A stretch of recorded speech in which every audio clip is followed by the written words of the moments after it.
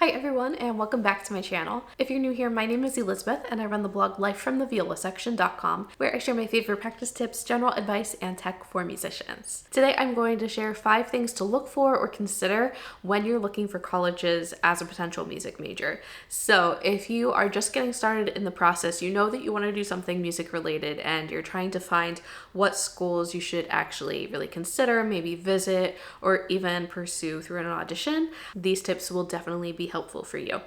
I do have a couple more tips up my sleeve, so let me know down below if you would like a part 2 and I will definitely film that. So this first tip is going to be especially helpful if you're planning to be a music performance major, but even if you're doing another major and you do want to get really good at your instrument, whether that's, an actual played instrument or your voice, I consider all of those things instruments, then you really want to find a school with a great private teacher for your instrument. Now, if you're more focused on behind the scenes or music business or something, then maybe the teacher doesn't matter as much. Maybe you don't need lessons at all. That depends on the programs and kind of the intensity of the music program. Very intense music programs are going to require you to take lessons on your instrument, no matter what kind of music major you have. Whether you're studying music history or music theory or conducting or some kind of music technology like recording or even music business, some of those more intense schools will make you play your instrument and play in ensembles that whole time because it's their thought that that helps to keep you a well-rounded musician. But anyway, especially if you're a music performance major, the teacher for your instrument matters a lot. If you're a performance major, you're spending at least an hour every week with this teacher one-on-one to learn your instrument. And really they're a role model for how you might want to act as a musician, or really just someone to look up to. So it might depend what comes first for you when you start looking into schools. Will you search by location? Will you search by teachers? If you know, I'm a violist, so if you know, oh, I love this famous violist playing, I wonder if they teach anywhere, then you can find a school that way if they teach somewhere. Or you could think of location first, okay, I want to stay close to home, so what schools are close to home? Okay, who are these teachers? I'll learn about them now. So all teachers are different. Everyone has a different teaching method, different outlooks on teaching and playing and musicianship. And it is so amazing and healthy to find a teacher that aligns with your values also. Not to say that it's not also good to have a teacher who expands your knowledge and your viewpoint and everything. It's a great time to try new things and to, let your mind be expanded. But making sure that you're compatible with this teacher is something very important to consider. One of the best things you can do as a prospective music major is go to see schools, try to meet these teachers, and even schedule a trial lesson with them to see how the two of you work together. And they can even tell you, okay, this school might be a little bit out of your league, or, your playing is such a high level that you might want to look at these schools instead, and, they might offer more for you. And of course, a lesson is a lesson. You will probably learn some great things from that will help you on your journey no matter what you decide to do later on. More good things to look into related to the teacher is how large their studio is. Their studio is their group of students. So, does this viola teacher have 4 students right now, or do they have 24? Do they have 44? Are there multiple viola teachers? Just fill in the blank for whatever your instrument is, of course. What are you looking for? Are you looking for a very small group of colleagues or a larger one? There are pros and cons to both, absolutely. If you can, try to find recordings of this person playing. See if you even like their playing. I had a trial lesson with the viola teacher at the school that I ended up going to. And when I got home that night, I listened to recordings of her on YouTube and I just loved her playing. And I knew that that's who I wanted to study with. So that really sealed the deal for me. Just hearing her play, thinking, wow, I want to sound like that. Wouldn't that be cool if I could play like that one day? And just knowing wow, this person knows what they're doing. I would be honored to learn from them because obviously they have a lot of knowledge. But that is my biggest piece of advice for this. Research the teacher, or, if you're doing another thing like recording technology, see who the teachers are, see if they've put out anything, and if you like the quality of those things. Do some research on the people that you would be working with.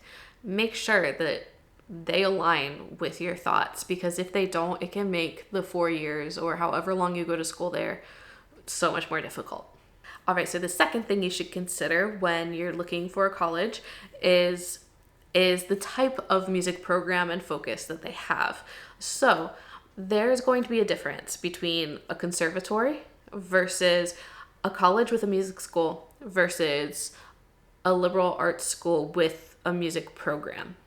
And that was from intensity and usually like the quality of the program as well. So conservatory is the highest. That is basically music only. You are only going there for music. You probably will not have any gen eds, at least in the general sense. You might not have science, math, English, or history. But instead you might have kind of general required courses for music, like music theory, everyone has to take that. Music history, everyone has to take something like that. Or like musicianship classes or music business. There might be some general requirements like that between all music majors, but conservatory means the arts only, and that is it. So that is your main focus. A lot of the high level schools that you probably have heard about as a musician, like Juilliard and Curtis, those are conservatories. You go there for music. The next kind of level is a university with a music school. Now, I went to kind of a hybrid where it was a university with a conservatory in it. So this was kind of like level 1.5, a little bit lower than conservatory, a little bit higher than university with a music school. So the only gen eds that I had to take were math, science, English, and a religion credit because the school was loosely affiliated with a religion. So I got English out of the way in high school, and then I took an easy math class, an easy science class, and a religion class. Those were my gen eds. A lot of more universities and liberal arts schools will require you to take multiples of those gen eds. So then you're doing gen eds for at least the first 2 years, if not the first 3 out of 4 years. And you're dedicating a lot more time to that. There are pros and cons to both of these. And then, of course, the conservatory at my school was a really nice high level. Nothing like Juilliard, of course. But, there was a lot expected of you, and the playing level was really good. So I went to kind of a hybrid. There are a couple of those around. Personally, if you don't know, I went to Shenandoah Conservatory at Shenandoah University. I had a great experience there. So if anyone's looking for a school in Virginia, I highly recommend that one. Okay, so back to our levels. Number 2 is university with a music school. And I kind of already said this. You'll have some more gen eds. But the music program, since it is a music school, will have probably a nice full department and a lot of resources for you to use. Then the lowest level is a liberal arts college with a music program, which means that there are going to be less resources and it's going to be a lot more low-key. You might have to get a music certificate instead of a full music degree. Or there's even the difference between a Bachelor of Music versus Bachelor of Arts in Music. Bachelor of Music is more, Bachelor of Music is kind of more involved in music. Bachelor of Arts in Music is like less music credits. It's kind of odd. I have a Bachelor of Music, but a lot of universities or liberal arts colleges with music programs will offer Bachelor of Arts in Music instead of Bachelor of Music. So in regards to what type of school you're looking at, that's going to kind of determine the type of music program that you would be able to study in. So basically, do you want a music focused program where that is what you do day in and day out? That's really all the classes that you take. Do you want more well-rounded with some music mixed in? Do you want a mix? The type of school is going to determine what kind of mix or version of program that you actually have. Of course, the number one thing to check is, do they offer the major that you actually want? Not all schools offer a music theory degree or a musicology degree or music therapy. No matter what it is that you're interested in, make sure that any school that you consider has that degree as an option.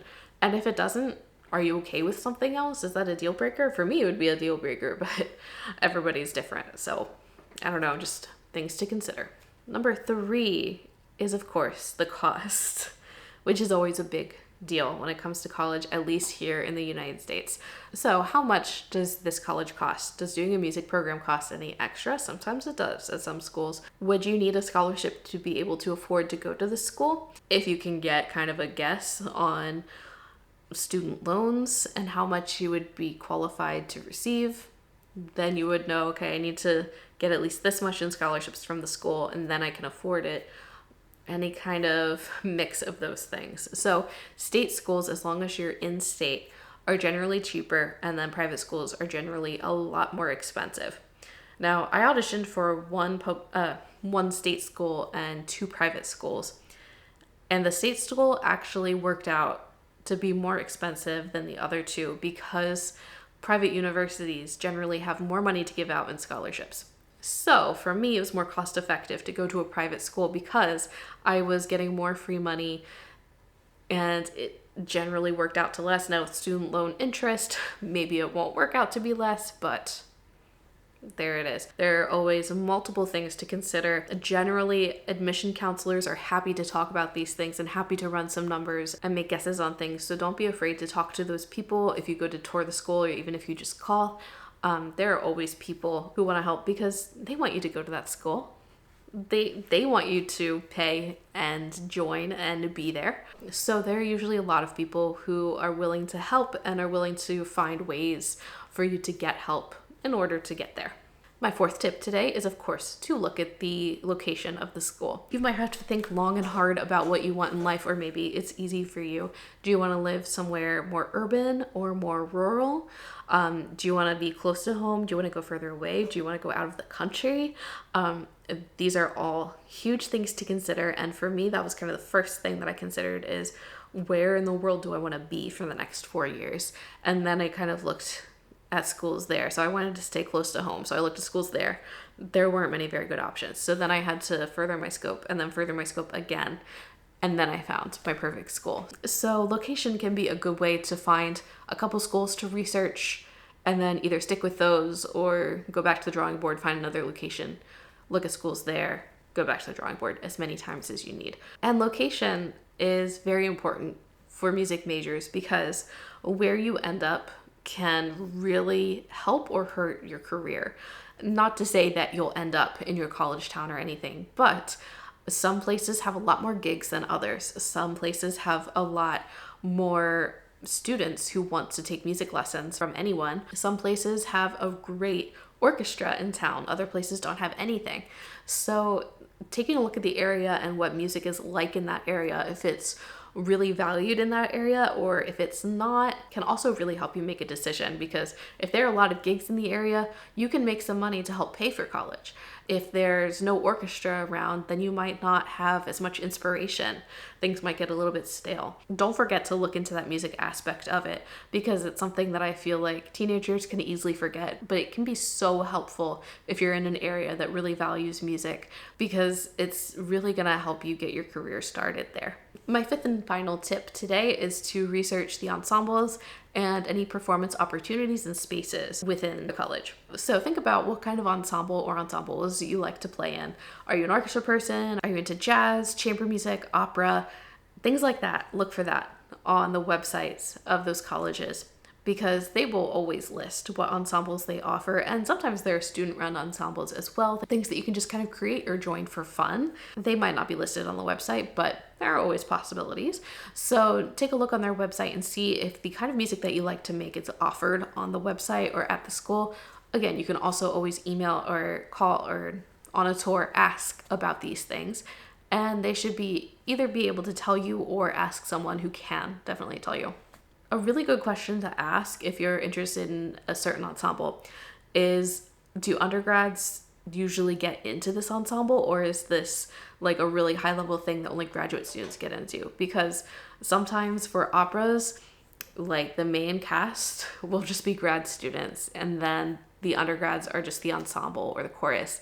Sometimes orchestra is just everybody, or any other kind of number of things. See if it's attainable for you to be in this ensemble within your 4 years or early enough. So if you play percussion and you want to be in the orchestra, but there are a lot of percussion players and 2 or 3 percussion spots for the year, then your chances are going to be a lot lower than if you play the viola, and it's very likely that you'll be in an orchestra every single semester because you're needed there. Also look into the quality of these ensembles. One thing that I did a lot as I was looking for grad schools to go to was I would just go over to YouTube and I would write in the name of the school and orchestra and watch any videos that I could find just to see how they played, what the conductor's actual conducting looked like, any kind of number of things, just to get a sense of what it's like. The best thing to do is to go to a concert. So if you're nearby and there's a concert, go to it, see what the vibes are like, see what the performance hall is like, what the acoustics are like, what's it like in person there.